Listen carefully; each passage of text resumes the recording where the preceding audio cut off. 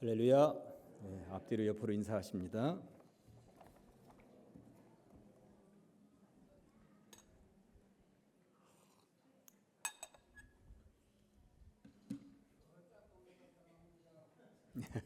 예, 감사합니다. 최근에 저는 수요일 저녁마다 사도행전을 강의하고 있습니다. 최근에 사도행전 강의하면서 에베소 교회를 개척한 이야기가 나오고 있죠. 에베소는 당시에 정말 큰 도시였습니다. 그러다 보니 사람들이 많이 살고 있었고요. 상업도 발달한 도시였습니다. 근데 사람들이 많이 모여 살다 보니까 이단도 득세하게 되었습니다. 그곳에 개척을 했고 많은 성도들이 예수를 믿겠다고 달려 나왔는데 그런 배경을 가지고 있는 지역에서 예수를 믿는다고 하는 것, 이거 영적으로 쉽지 않은 그런 도시였습니다. 사도 바울은 그 지역에서 어쨌든 그러한 모든 것들을 잘 이겨내고 버텨내면서 복음을 증거하기 시작을 했고 에베소 교회는 튼실하게 서갔습니다. 그리고 바울은 에베소에서 3년간이나 머물면서 그 교회가 튼실하게 세워지는 것을 보고 다른 지역으로 옮겨가게 되었죠. 그리고 세월이 흐른 이후에 다른 지역에서 복음을 증거하다가 바울은 로마에 잡히게 되었고 로마에까지 붙잡혀 가서 감옥에 갇히게 되었습니다. 로마는 사도 바울을 옥에 가두기는 했습니다만 그의 복음에 대한 열정, 선교에 대한 열정만큼은 가둘 수가 없었습니다. 그는 감옥에서도 펜을 들었습니다. 그리고 자신이 개척하고 있었던 교회들마다 편지를 써보내게 되는데 에베소서, 빌립보서, 골로새서, 빌레몬서 이 네 개의 편지를 써보내게 되는 것이죠. 옥에서 감옥에서 편지를 써보냈다고 하여서 이 네 권의 책을 옥중서신이라고 이야기하는 것입니다. 그 옥중서신 네 권 가운데 오늘은 첫 번째 책인 에베소서를 지금 펼쳤고 만나시게 될 것입니다. 사람들은 인생을 일컬어서 전쟁터와 같다고 이야기들을 합니다. 오늘날 현대인들은 정말 치열한 생존 경쟁의 전쟁터로 몰려 있습니다. 입시전쟁, 취업전쟁, 서울에서 보니까 출퇴근도 이게 아주 전쟁입니다. 가정에서는 고부간의 갈등도 전쟁이고요. 국회는 늘 전쟁터를 방불케 할 정도로 늘 그렇게 여와 야가 싸웁니다. 사업도 전쟁이고요. 일반 직장인도 보니까 직장 생활하면서 전쟁터로 출근하는 것과 마찬가지구나 하는 생각을 제가 해보게 되었습니다. 이 지구 땅덩어리에 살고 있는 모든 나라들마다 글로벌 시대가 되면서 서로가 소통한다고 하지만 깊이 들어가 보면 국가 간의 이 전쟁통입니다. 서로 자기 나라의 이득을 위하여서는 아주 가난하고 못 사는 나라들도 얼마나 뭉개면서 자기 나라의 이득만 챙기는지 모릅니다. 아무튼 모든 것들은 다 전쟁입니다. 목사님, 나는 전쟁 별로 없습니다. 이렇게 얘기하는 분들도 계실런지 모르겠습니다만 보니까 그런 사람들도 살빼기 전쟁이라고는 하더라고요. 그러니까 전쟁 없이 사는 사람들은 아무도 없더라 하는 것입니다. 그런데 중요한 것은 전쟁을 하면 무조건 이겨야 합니다. 전쟁에 패하면 나라를 빼앗기고 모든 주권을 넘겨야 하기 때문에 그렇습니다. 전쟁에서 패했다 하는 것은 내 소유권을 그에게 전부 다 이양했다라고 하는 것이죠. 내 가족이 종이 되기도 하고 노예로 팔려 나가기도 합니다. 이제까지 내 소유권이라고 주장했었던 모든 것들이 전쟁에서 패배한 이후에는 내 소유권을 주장할 수 있는 것이 아무것도 없습니다. 그러니 전쟁은 무조건 이겨야 하는 것입니다. 임진왜란에서 우리나라가 패했더라면 어떻게 되었을까요? 6.25 한국전쟁에서 우리가 패했더라면 어떻게 되었을까요? 이런 생각만 해도 아찔하지 않습니까? 그래서 전쟁터에 나간 병사들은 목숨을 내걸고 싸우는 것입니다. 목숨을 내걸고 싸워야만 후손들에게 정말로 나라 빼앗긴 서름을 물려주지 않을 수 있겠다 하는 생각 때문에 그러는 것이죠. 그러니 전쟁은 수단과 방법을 다 동원해서라도 어떻게든 이겨야 한다는 생각을 가지고 있는 것입니다. 신앙인은 이 땅에서 영적인 전쟁터를 살고 있는 사람들입니다. 우리는 예수 그리스도를 구주로 고백한 그 순간부터 영적인 전쟁터, 거기에서 적과 맞닥뜨려 있다고 보시면 틀림이 없습니다. 그렇다면 우리의 적은 누구일까요? 전쟁이라고 하는 것은 분명히 적이 있다는 이야기거든요. 적이 없이 전쟁을 하는 사람들은 아무도 없습니다. 적이 있어야 그들과 싸우는 것이고 이길 수도 있고 또 때로는 패하기도 하는데 적이 누구인지 분명히 알아야 제대로 전쟁에 임할 수가 있다는 것이죠. 성경은 우리 앞에 놓인 주적이 누구인지 분명하게 밝히고 있습니다. 12절입니다. 우리의 씨름은 혈과 육을 상대하는 것이 아니요 통치자들과 권세들과 이 어둠의 세상 주관자들과 하늘에 있는 악의 영들을 상대합니다. 말씀이 조금 어렵게 되어 있어서 굉장히 쉽게 번역된 메시지 성경으로 제가 다시 한 번 더 읽어드리겠습니다. 이 싸움은 잠깐 출전해서 쉽게 이기고 금세 잊고 마는 한나절의 운동 경기가 아닙니다. 이 싸움은 지구전, 곧 마귀와 그 수하들을 상대로 끝까지 싸우는 사느냐 죽느냐의 싸움입니다. 명쾌하죠. 이보다 더 명쾌하게 이렇게 해석을 할 수가 있겠습니까? 우리가 싸워야 하는 주 상대는 마귀와 그 수하들이라고 분명히 말씀하고 있습니다. 이 싸움은 잠깐 출전해서 한나절 동안 싸우고 마는 것이 아니라 한나절의 싸움이 아니라 사느냐 죽느냐를 결정하는 최후의 전쟁이라고 성경은 말씀하고 있는 것입니다. 여러분들 아시겠습니까? 패배할 수 없는 싸움이 우리 앞에 놓여 있다는 것입니다. 패배하면 영원한 멸망이요, 승리하면 영원한 생명이 보장되어 있기 때문에 그렇습니다. 그러니 어떻게 하시겠습니까? 반드시 이겨야 한다는 것입니다. 전쟁터에 나갔으면 이기고 돌아와야 된다는 것입니다. 어떻게 싸우면 이길 수가 있을까요? 오늘 성경을 보았더니 두 가지로 이야기하고 있습니다. 하나하나 살펴보겠습니다. 첫째는 거룩한 무장이 필요합니다. 전쟁터에 나가는 군인들을 살펴보면 전투복을 제대로 갖춰 입고요, 무기를 소지하고 나가서 싸우게 됩니다. 그러한 것들이 없이 그냥 나가서 싸우는 경우가 어디에 있겠습니까? 요즘에는 사람의 숫자 가지고 싸우는 것이 아니더라고요. 6.25 한국전쟁에는 인해 전술로 싸웠던 중공군도 있다는 이야기를 우리가 들었습니다만 요즘 전쟁은 최첨단 무기로 싸우는 것이죠. 그러다 보니까 모든 나라들은 최첨단 무기를 어떻게든 확보하기 위하여서 엄청난 돈을 거기다가 쏟아붓기도 하는 것입니다. 영적인 전쟁터도 마찬가지입니다. 최첨단 무기를 확보하기만 하면 이 전쟁에서 이길 수 있다고 성경이 분명히 말씀합니다. 11절입니다. 마귀의 간궤를 능히 대적하기 위하여 무엇을? 하나님의 전신갑주를 입으라. 아멘. 하나님의 전신갑주를 입으라고 하는 것입니다. 전신갑주가 사람이 만든 제품이 아니에요. 하나님의 전신갑주라고 분명히 말씀하고 있습니다. 사람이 만든 제품이 아니라는 것입니다. 하나님의 전신갑주는 그러므로 made in God, 하나님께서 만든 제품이라고 하는 것이죠. 사람이 만든 제품은 흠이 있습니다. 아무리 잘 만들어서도 어딘가 부족합니다. 중간에 망가지기도 하는 것입니다. 그러나 하나님께서 친히 만드신 이 제품은 틀림이 없다는 것입니다. 세상에는 그 이름만으로도 유명한 제품들이 있습니다. 향수하면 어디 제품, 자동차하면 어디 제품, 아파트하면 어느 회사에서 만든 아파트, 쌀하면 어느 지역에서 난 쌀, 이러한 브랜드 가치를 가지고 있는 제품들이 분명히 있습니다. 그 브랜드만으로도 그 제품들을 신뢰할 수 있는 것이죠.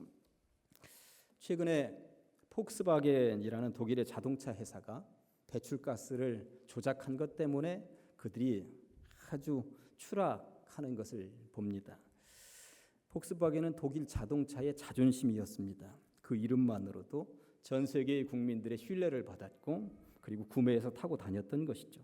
그런데 배출가스를 조작했다는 이 한 가지 때문에 그들은 날개 없이 그냥 밑바닥으로 곤두박질을 치고 있는 것입니다. 저는 이런 상황을 이렇게 보면서 아무리 브랜드 가치가 높다 하더라도 사람이 만든 제품은 문제가 있는 것이구나, 하자가 있는 것이구나, 저는 이것을 보았습니다. 그런데 made in God, 하늘나라 제품이라고 하는 것입니다. 하나님께서 친히 제작하신 제품이 있다는 것입니다. 그 제품을 이 몸에 걸치기만 하면 영적인 싸움은 끝이라고, 승리하는 것이라고 성경이 분명히 말씀하고 있습니다. 오늘 본문을 보았더니 그 하나님의 전신갑주 6가지를 얘기하고 있는데 이 허리띠부터 검까지 해서 이렇게 6가지를 말씀하고 있어요. 그래서 저는 좀 더 쉽게 이해를 하기 위해서 이 머리끝에서 발끝으로, 그러니까 위에서부터 아래로 내려오는 형태로 하나님의 전신갑주를 설명을 드려보도록 하겠습니다. 하나님의 전신갑주 첫 번째는 구원의 투구입니다. 머리에다가 이 뭔가 전투모, 투구를 쓰고 전투를 하게 되는데 이 전투모는 그 사람의 계급을 얘기해야 하죠. 이순신 장군이 쓰는 그 전투모를 일반 사병이 쓸 수 없습니다. 이 전투모에는 계급이 붙어 있게 되어 있고 그리고 어느 계급이냐에 따라서 쓰는 전투모, 이것도 투구도 다르다고 하는 것입니다.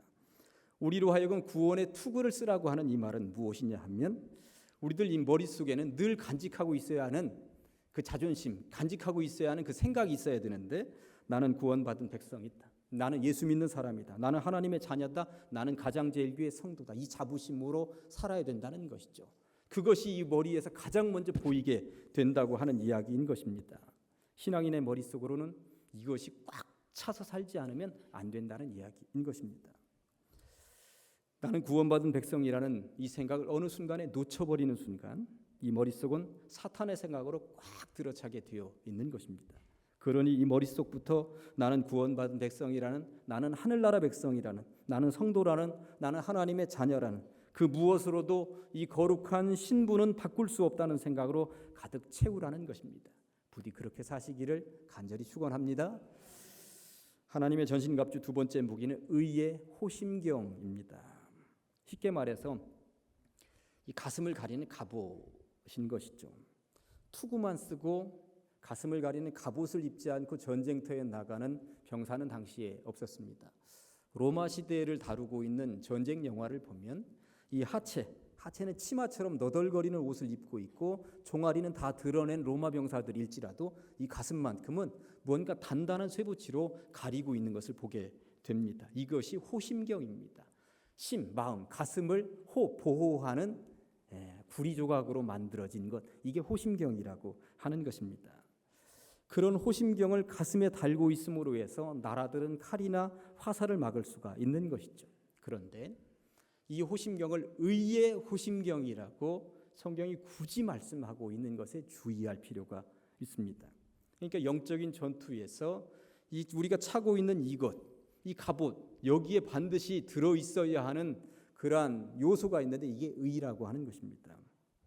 아브라함이 여호와를 믿으니 여호와께서 이를 그의 의로 여기시고 너희는 먼저 그의 나라와 그의 의를 구하라. 그리하면 이 모든 것을 너희에게 더하시리라. 복음에는 하나님의 의가 나타나서 믿음으로 믿음에 이르게 하나니 기록된 바 오직 의는 믿음으로 말미암아 살리라 함과 같으니라. 성경에서 의라는 말은 정말 중요할 때 사용하던 단어였습니다. 하나님께서 아브라함의 믿음을 보시고 의롭다고 칭하셨다는 것입니다. 우리가 기도할 때 순서가 있는데 하나님의 나라, 하나님의 의를 먼저 구해야 한다는 것입니다. 복음에는 하나님의 의가 나타났다는 것이고 의로운 사람만이 믿음으로 말미암아 살 것이라고 성경이 분명히 말씀하고 있습니다. 이 의가 무엇일까요? 보통 뜻의자인 줄 알고 있는 사람들이 있는데 오를 의자입니다. 옳다 하는 의자입니다. 여기서 의롭게 올바로 산다 하는 것은 이전에는 죄인이었었는데 이제는 예수 그리스도의 보혈의 피로 죄 씻음을 받은 이후에 깨끗하고도 순결하게 살아가는 그 모습, 이것을 말하는 것이죠. 종교개혁을 일으켰었던 으뜸은 마르틴 루터였습니다. 루터에게 종교개혁을 일으킬 때 이런 일화가 전해지고 있습니다. 당시 최고 권력은 로마 교황청이었죠. 로마 교황청하고 일대 전쟁을 지금 벌이고 있는 것입니다. 로마 교황청의 세력이 얼마나 큽니까? 혼자 거기에 대항해서 싸우는 것은 바위에 계란 던지기하고 아주 똑같은 상황이었습니다. 얼마나 힘이 들었겠습니까? 밤에 잘 때마다 악몽을 꾸는데 자다가 몇 번씩 일어나고 온몸은 다 땀투성이가 되는지 모릅니다. 마귀가 자꾸만 불화살을 날리는 환상을 보면서 섬뜩섬뜩한 거예요. 마귀가 불화살을 날리면서 이렇게 말을 하더랍니다. 루터, 네 죄가 얼마나 많은데 너 같은 놈이 종교개혁을 해? 네 앞가림이라 잘해라 이놈아. 요즘 우리말로 하면 너나 잘하세요. 이렇게 하고 있었다는 것입니다. 그러면서 마귀가 온 성당 벽에다가 마르틴 루터의 죄목을 쓰기 시작하는데 벽면이 꽉 찼다는 거예요. 그것을 보면서 얼마나 놀랐는지, 내 죄가 저렇게 많단 말인가. 온통 벽이 꽉 찼습니다. 그러자 루터가 이 모습을 보고 마귀에게 이렇게 한마디 했답니다. 거기 한마디만 더 받아 적어라. 이상의 모든 죄는 우리 주 예수 그리스도의 이름으로 보혈의 능력으로 깨끗이 사하여 졌느니라. 아멘. 아멘. 이것입니다. 그러자 마귀가 물러갔다고 하는 것입니다. 그리고 마귀가 써놓았던 루터의 모든 죄목이 흔적도 없이 사라지더라고 하는 것입니다. 이것이 의의 호심경입니다. 그러니까 의에 호심경을 붙일 때 어떤 사탄의 세력도 범접하지 못하는 것이며 예수 그리스도의 이름으로 죄가 모두 사라진 그리고 올바르게 사는 삶을 일컫는 말이다라고 하는 것이죠. 의의 호심경을 늘 가슴에 붙이고 사시기를. 그래서 어떤 마귀의 세력도 범접하지 못하도록 의롭게 살아가시는 인생이 되시기를 간절히 축원합니다. 전신갑주 세 번째 무기는 진리의 허리띠입니다. 허리는 이 몸의 중심이죠. 허리를 다치면 몸의 균형을 잃게 됩니다. 힘을 쓸 수가 없습니다. 그런데 이 허리에는 허리띠로 고정을 하게 되어 있습니다. 멋부린다고 허리띠를 헐렁헐렁하게 차고 다니는 젊은이들이 있는지 모르겠습니다만 허리띠는 여기에 딱 맞춰서 묶게 되어 있는 것이죠. 너무 조이면 숨이 헐떡거리는 것이고 너무 느슨하면 바지가 흘러내릴 수도 있는 것입니다. 진리의 허리띠라고 하는 말을 어떻게 해석해야 하느냐 하면 진리는 하나님의 말씀 아니겠습니까? 성경 아니겠습니까? 더도 말고 덜도 말고 진리인 성경 말씀을 그대로 믿어야 한다는 말씀인 것입니다. 성경은 분명히 말씀합니다. 만일 누구든지 이것들 외에 더하면 하나님이 이 두루마리에 기록된 재앙들을 그에게 더하실 것이요. 만일 누구든지 이 두루마리의 예언의 말씀에서 제하여 버리면 하나님이 이 두루마리에 기록된 생명나무와 및 거룩한 성에 참여함을 제하여 버리시리라. 얼마나 무서운 말씀입니까? 더하지도 빼지도 말고 그대로 진리의 허리띠를 제대로 착 맞춰서 걸고 다닐 때의 승리의 비결이 바로 여기 있다고 말씀하고 있습니다. 진리의 허리띠를 제대로 차고 다니시면서 그 말씀의 기준 삼아서 좌로나 우로나 치우치지도 말고 올곧게 걸어가시면서 승리하시기를 간절히 축원합니다. 전신갑주 네 번째 무기는 믿음의 방패라고 되어 있습니다. 마귀에 대해서 성경은 이렇게 말씀하죠. 마귀가 도대체 어떤 존재냐? 베드로의 입을 통해서는 범죄한 천사들이라고 말씀하고 있고요. 그리고 예수님의 친동생인 유다를 통해서는 자기 처소를 떠난 천사가 마귀라고 이야기하고 있습니다. 한마디로 말해서 타락한 천사가 사단이요 마귀인 것이죠. 전쟁이 일어나면 가장 먼저 어디를 타격하게 되어 있느냐 하면 그 적들의 요충지입니다. 그렇다면 우리나라가 누군가의 전쟁이 일어났을 때 적들이 우리나라의 어디를 주로 타격하려고 하겠습니까? 청와대, 미군기지 아니면 계룡대 이런 정도일 것입니다. 그런 요충지를 타격하면 우리나라는 전쟁을 할 힘을 일시에 잃어버릴 수도 있을 것이기 때문에 그렇습니다. 그렇다면 이 영적 전쟁터에서 이 사단 마귀가 주로 우리의 어디를 먼저 공격할까요? 마음입니다. 마음. 가룟 유다가 예수님을 팔 생각을 할 때에 그것은 유다의 생각이 아니라 사탄의 작품이었다고 성경은 분명히 말씀하고 있죠. 그리고 사탄이 유다의 어디를 공격했는지에 대해서도 성경은 이렇게 말씀하고 있습니다. 예수님으로부터 떡 조각을 받은 이후에 곧 사탄이 그러니까 유다의 마음속에 들어간지라. 유다의 마음속을 사탄이 가서 움직였더니 결국 유다가 그렇게 움직였다는 것입니다. 어떻게 이런 일이 벌어졌습니까? 3년간 예수님을 따라다녔던 가룟 유다가 예수님에 대한 믿음을 잃어버리니 사탄이 치고 들어올 수밖에 없더라는 것이죠. 믿음의 방패가 사라진 것은 나의 마음 상태가, 나의 영적 상태가 무방비 상태가 되었다는 이야기입니다.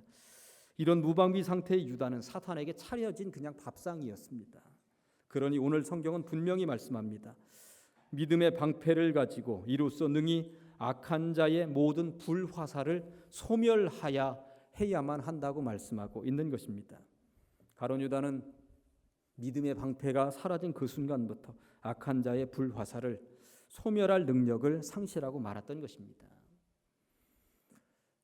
하늘을 날아다니는 새가 있어요. 그런데 하늘을 날아다니는 그 새들을 우리가 어떻게 제어할 수 없습니다. 막을 수 없습니다. 그런데 그 날아다니는 새들이 내 머리에 와서 둥지를 튼다면 그것만은 내가 제어할 수 있습니다. 음란한 생각, 누군가를 미워하고 시기하는 마음, 부정적인 생각, 욕을 하면서 저주하고자 하는 마음 등등등 우리 머리 위로 지나다니는 것은 나도 모르게 툭툭 튀어나오는 것들인지라 이거 어떻게 할 수 없습니다. 내 머릿속에서 늘 맴돌고 있는 것이 이런 못된 생각들입니다. 사실 그렇지 않습니까? 모든 사람들이 어떻게 선한 생각만 가지고 삽니까? 못된 생각들이 늘 날아다니는 새처럼 내 머리에 왔다 갔다 합니다. 그런데 중요한 것은 그런 생각들이 이 마음속에 둥지를 틀게 해서는 절대 안 된다고 하는 것입니다. 그것만은 막을 수 있는데 그것을 막지 않으니까 문제라고 하는 것입니다. 예수님의 이름으로 물러갈지어다 쫓아내야 하는 것입니다. 쫓아내야 하는 것이며 물리쳐야 하는 것이며 털어내야 하는 것입니다. 왜냐하면 불화살이 되어 우리를 죽일 것이 분명한 생각들이기 때문에 그렇습니다. 이 믿음의 방패 한 손에 굳건하게 잡고 막으시기를, 그것 또한 못된 생각들도 여기 와서 둥지를 틀지 못하도록 털어내시기를 간절히 축원합니다. 하나님의 전신갑주 다섯 번째는 성령의 검, 곧 하나님의 말씀입니다. 지금까지는 방어용이었습니다. 그런데 성령의 검은 공격용이죠. 공격용 무기는 성령의 검이 되는 말씀이라고 하는 것이죠. 같이 한번 읽어보시겠습니까? 하나님의 말씀은 살아있고 활력이 있어 좌우에 날선 어떤 검보다도 예리하여 혼과 영과 및 관절과 골수를 찔러 쪼개기까지 하며 또 마음의 생각과 뜻을 판단하나니. 아멘. 예수님은 40일 동안 금식하신 이후에 사단에게 시험을 받으셨습니다. 세 가지였죠. 이 돌이 떡덩이가 되게 하라. 저 성전 꼭대기에서 뛰어내려 봐라. 나에게 절해라. 이 세 가지였습니다. 그런데 예수님이 사탄의 이 시험을 물리치신 방법은 한 가지 방법이었습니다. 구약 성경의 말씀을 가지고 그를 물리치는 거였다는 것입니다. 알아야 물리칠 수가 있는 것이죠. 학생들이 시험 볼 때 알아야 답을 쓸 수가 있는 것처럼 예수님이 당하셨던 그 시험과도 같은 것들에 우리가 맞닥뜨렸을 때 아는 것이 있고 암송한 것이 있고 익힌 것이 있어야 대항을 할 것 아닙니까? 말씀의 검이라고 얘기하고 있는 것입니다. 방패로 언제까지 막고만 있겠습니까? 전 표현이 죄송합니다만 찔러서 죽여 없애야 다시는 못 올 것 아니겠습니까? 그런데 아는 말씀이 있어야 막을 것 아닙니까? 알지 못하니까 맨날 패배합니다. 무너지는 것입니다. 막는 데에도 한계가 있지 않습니까? 그러니 읽자 또 읽자, 외우자 또 외우자 하는 것입니다. 성령의 검을 갈아서 말씀의 명검을 소유하고 있을 때에 승리할 수가 있기 때문에 그런 것입니다. 그래야만 예수님처럼 적절할 때에 적절하게 사용할 수가 있기 때문에 그런 것입니다. 이 성령의 검을 잘 갈고 닦으셔서 명검을, 말씀의 명검을 늘 소유하고 다니시기를, 그래서 승리하시기를 간절히 축원합니다. 전신갑주 마지막 여섯 번째 무기는 평안의 복음으로 준비한 신발이라고 되어 있습니다. 투구도 쓰고 호심경도 붙였습니다. 허리띠도 두르고 한 손에는 방패를, 한 손에는 검을 잡고 있습니다. 그런데 전쟁터에 이제 완벽하게 갖추었으니까 나가서 싸워야 하는데 신발을 신지 않으면 나가서 싸울 수가 없다는 것이죠. 길이 평탄하지 않습니다. 흙길이고 자갈길이고 가시밭길인 거예요. 뭔가 하나 찔리기라도 하면 전쟁터에 어떻게 나가겠습니까? 온 몸은 다 갖췄다 하더라도 이 신발 신지 않으면 안 된다고 하는 것입니다. 십자가 군병들아 주위에 일어나 기들고 앞서 나가 담대히 싸우자. 노래는 하고 명령은 주어졌는데 나갈 수가 없다면 무슨 소용이 있겠습니까? 그런데 평안의 복음으로 준비한 신발이라고 얘기하고 있으니 어떨 때 가장 평안하시던가요? 저는 이 땅을 살면서 가장 좋은 신경 안정제는 찬송이라고 생각을 합니다. 앞에 적들이 놓여 있는 상황을 보면서 온 무기를 다 갖추었다 하더라도 평안할 수 있습니까? 부들부들 떨릴 것입니다. 그렇지만 그 마음의 신경 안정제 늘 찬송하면서 평안을 되찾고 앞으로 전진해 나아가라고 성경이 말씀하고 있는 것입니다. 이 평안이 얼마나 중요한 것입니까? 그러니 찬송을 입에서 떠나보내서는 안 된다고 하는 것이죠. 그리할 때에 승리할 수 있다는 것입니다. 이렇게 거룩한 무장을 갖추었다면 끝난 것일까요? 성경에서 한 가지를 더 말씀합니다. 오히려 앞에서 언급한 전신갑주보다 이 한 가지가 더 중요한 요소인지도 모르겠습니다. 큰 두 번째, 거룩한 기도가 필요한 것이죠. 기도가 필요한 것입니다. 아무리 다 갖추었다 하더라도, 세상이 부러워할 만한 전력을 갖추고 있다 하더라도, 최첨단 무기로 완벽하게 무장을 했다 하더라도 전쟁터에서 기도가 빠지면 이는 무력한 군대로 주저앉을 수밖에 없다는 것입니다. 18절입니다. 모든 기도와 간구를 하되 항상 성령 안에서 기도하고 이를 위하여 깨어 구하기를 항상 힘쓰며 여러 성도를 위하여 구하라. 기도와 관련된 단어가 얼마나 많이 나오는지 아십니까? 기도, 간구, 기도하고, 구하고, 구하라. 그런데 전쟁터를 한번 상상해 보실 때 전쟁터에 소총을 들고 있는 소총소들만 따꿍따꿍거리면서 달려나가는 전쟁은 없습니다. 하늘에서는 비행기들이 폭탄을 줄줄줄줄 쏟아붓고요.